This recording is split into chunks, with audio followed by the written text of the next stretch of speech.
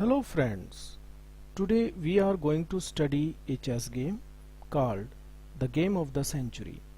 This game is a stunning masterpiece of combination play performed by a boy of 13 named Robert James Fischer and a formidable opponent 26 years old Donald Byrne. Donald Byrne was an American chess master. He won the US Open Chess Championship in 1953. Later he became an international master in 1962. And Bobby Fischer became world's youngest grandmaster at the age of 15 at that time. This game is nicknamed the Game of the Century by Hans Kmoch in Chess Review. So let's start the game. Donald Byrne has white pieces and Bobby Fischer has black pieces. Byrne opens with knight f3, the Reti opening. Bobby Fischer opens with knight f6, Grunfeld defense, c4, g6, knight to c3, bishop to g7, d4, Bobby Fischer castles, knight to f4, d5, queen to b3, pawn takes pawn, queen takes pawn, c6, e4, knight to d7, rook to d1, knight to b6, queen to c5, bishop to g4.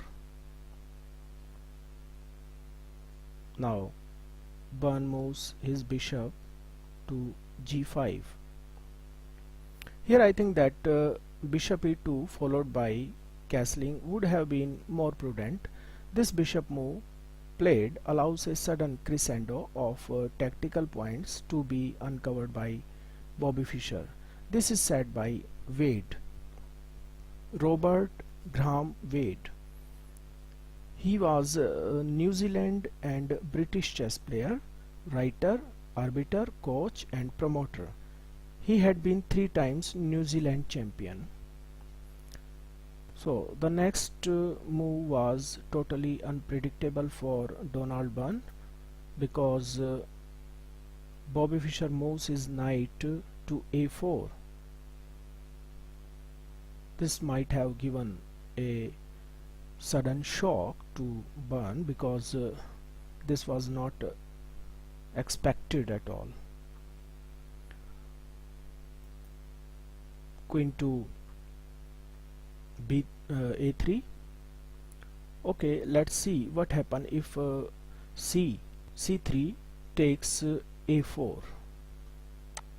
It will result in a serious exchange of pieces and positional disadvantage for white.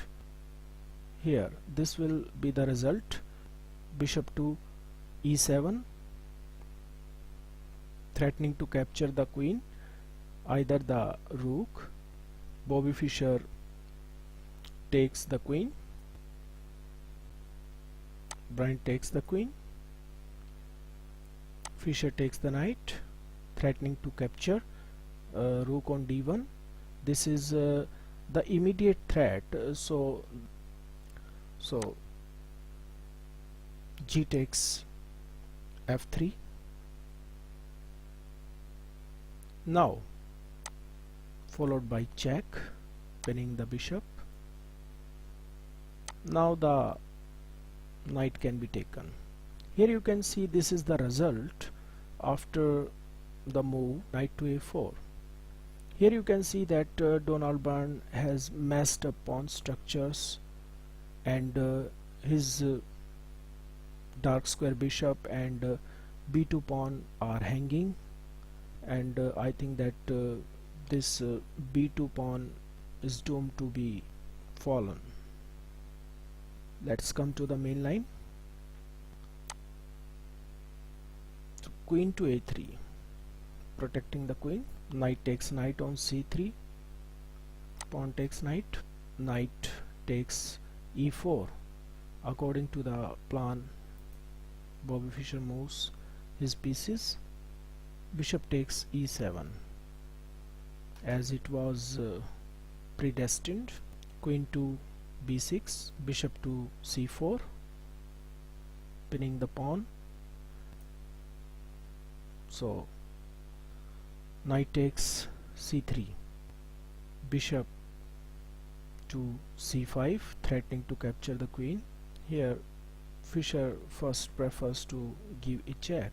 King to f1, knight to e6. At first glance one might think that this move only helps white create a strong pawn center. However, Fischer's plan is quite the opposite. By eliminating the king eliminating the knight on c3, it becomes possible to sacrifice the exchange via knight takes e4 and smash white's center, with the king remains trapped in the center. The next move is queen sacrifice by Bobby Fischer. Knight to c4, checking the king. King to g1, knight to e2, king to f1. Now knight takes and check.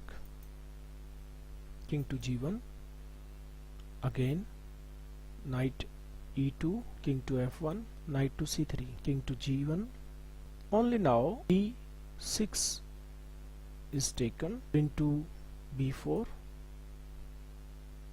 rook to a4, queen to b6, knight to d7, capturing the rook.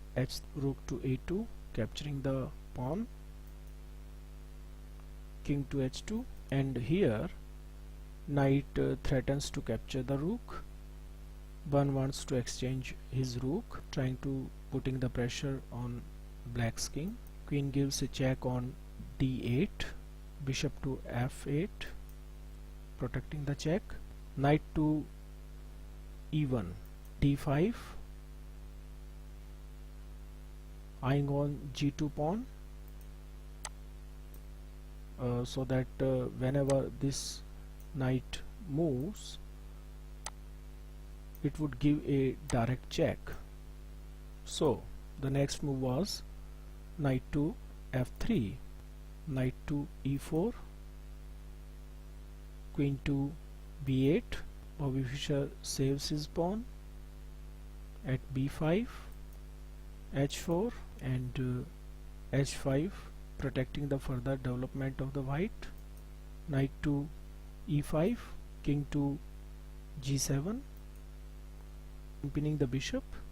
Now king moves to g1, leaving this dangerous square and avoiding further checks. Bishop to c5,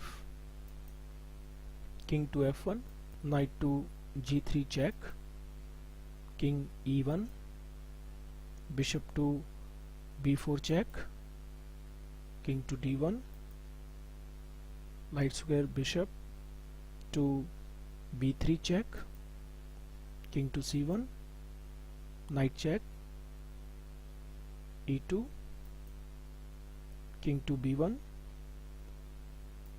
Now knight gives a final blow at c3 square, check. King is forced to move on c1. Now the final checkmate, rook to c2. So thanks for watching the video. Your suggestions for improvement are cordially invited in the comment section below. Your love and support will encourage me to make chess videos further. Thanks once again. I'll see you soon.